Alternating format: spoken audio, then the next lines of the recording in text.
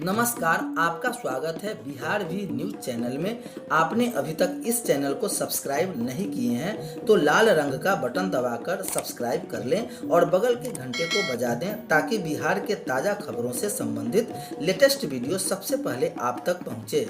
बिहार के 4.5 लाख नियोजित शिक्षकों को लगा बड़ा झटका। 31 दिसंबर तक ऑनलाइन कर लें वरना हो जाएगा खत्म।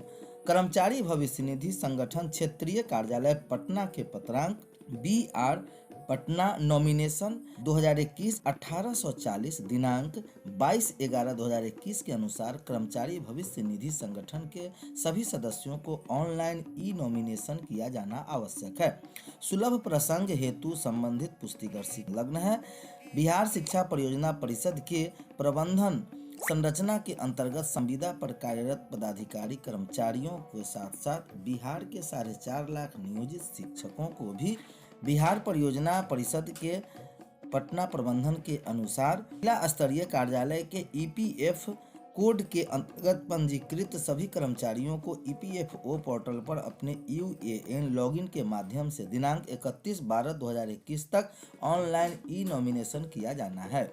अतः आपको आदेश दिया जाता है कि बिहार शिक्षा परियोजना परिषद के प्रबंधन संरचना के अंतर्गत संविदा पर सभी कार्यरत पदाधिकारी कर्मचारी व जिला के सभी कर्मचारी कार्यालय के EPF कोड के अंतर्गत पंजीकृत सभी कर्मचारी दिनांक 31/12/2021 तक अपने UAN लॉगिन के माध्यम से ऑनलाइन ई नॉमिनेशन करना सुनिश्चित करेंगे। श्रीकांत शास्त्री, राज्य परियोजना निर्देशक, शिक्षा विभाग बिहार पटना।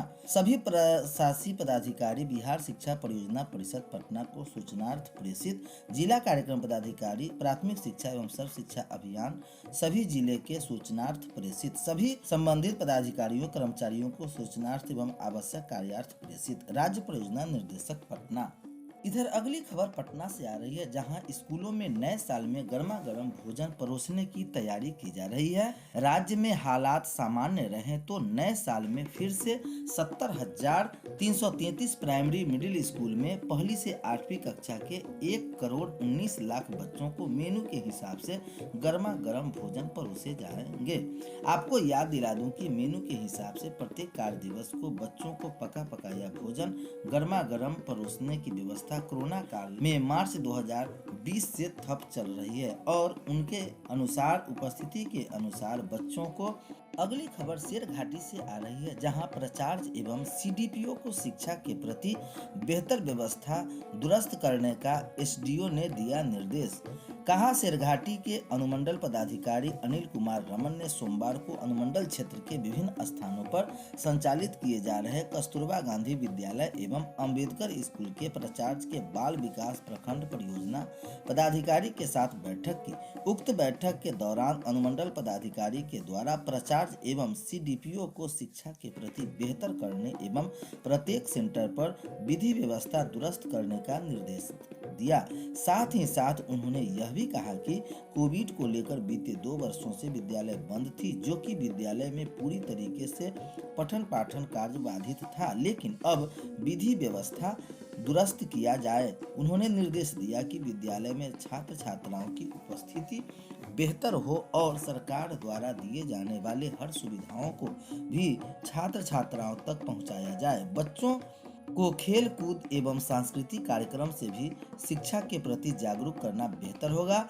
विभिन्न तरह का गाइडलाइन देते हुए कहा कि इसको लेकर 15 दिन तक प्राचार्य विद्यालय के प्राचार्य को निर्देश दिया गया कि इसके लिए 15 दिन में बेहतर करने के लिए जानकारी दी गई। उन्होंने बताया कि 15 दिन में बेहतर करने के बाद विभिन्न विद्यालयों में निरीक्षण किया जाएगा। इसके आधार पर और बेहतर करने का प्रयास किया जाएगा। बातचीत के दौरान उन्हें यह भी कहा कि इसको लेकर अनुमंडल के विभिन्न प्रखंड से सभी प्राचार्य CDPO आदि के साथ बैठक बुलाई गई थी, जिसमें गाइडलाइन भी जारी किया गया था। OBC महिलाओं को भी मिलेंगे 1 लाख रुपए। सिविल सेवा प्रोत्साहन योजना के आवेदन की तिथि 31 दिसंबर तक बढ़ाई गई। UPSC की PT में सफल अभ्यर्थियों को मिलेगा 1 लाख रुपया। मुख्यमंत्री नीतीश कुमार ने मुख्यमंत्री नारी शक्ति योजना के तहत 9 स्वीकृत सिविल सेवा प्रोत्साहन राशि योजना का लाभ अब पिछले वर्ग के महिलाओं को भी मिलेगा। अब तक सिर्फ सामान्य वर्ग के महिलाओं को ही योजना का लाभ मिलता था।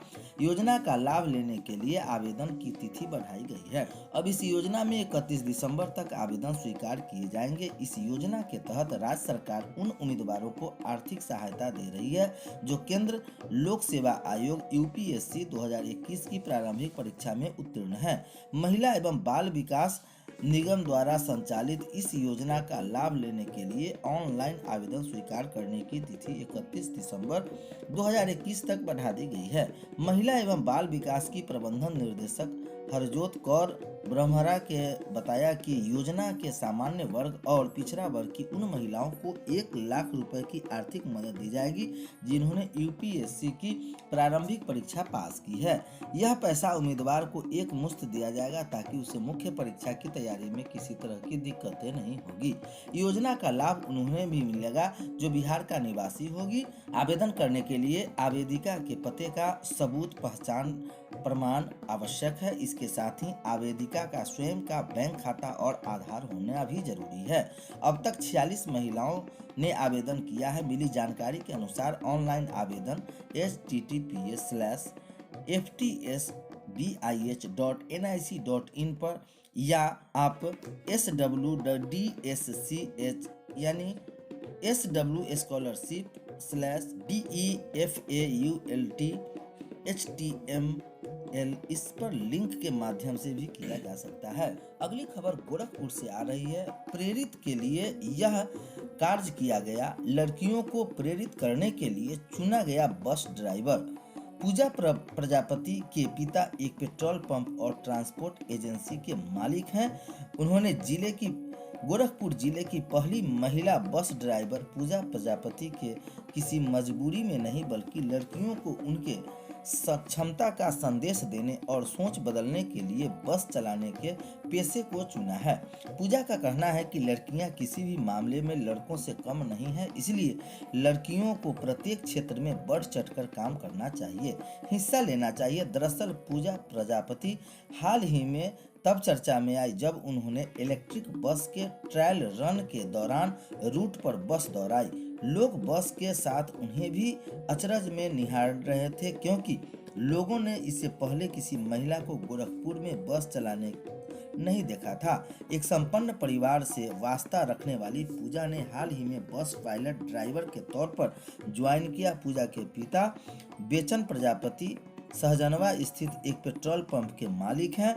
यही नहीं, पूजा के परिवार की एक ट्रांसपोर्ट एजेंसी भी है। पूजा चंद्रकांति रमावती देवी पीजी कॉलेज से राजनीति विज्ञान विषय में एमए की पढ़ाई भी कर रही है। आर्थिक रूप से संपन्न होने के बावजूद पूजा का बस चलाने का कार्य किसी को चौंका सकता है, लेकिन पूजा बस ड्राइवरिंग किसी मजबूरी में नहीं कर रही है। पूजा का कहना है कि बस ड्राइवरिंग करके महिलाओं और लड़कियों को केवल यह संदेश देना चाहती हूँ कि लड़कियाँ किसी भी मामले में किसी से कम नहीं।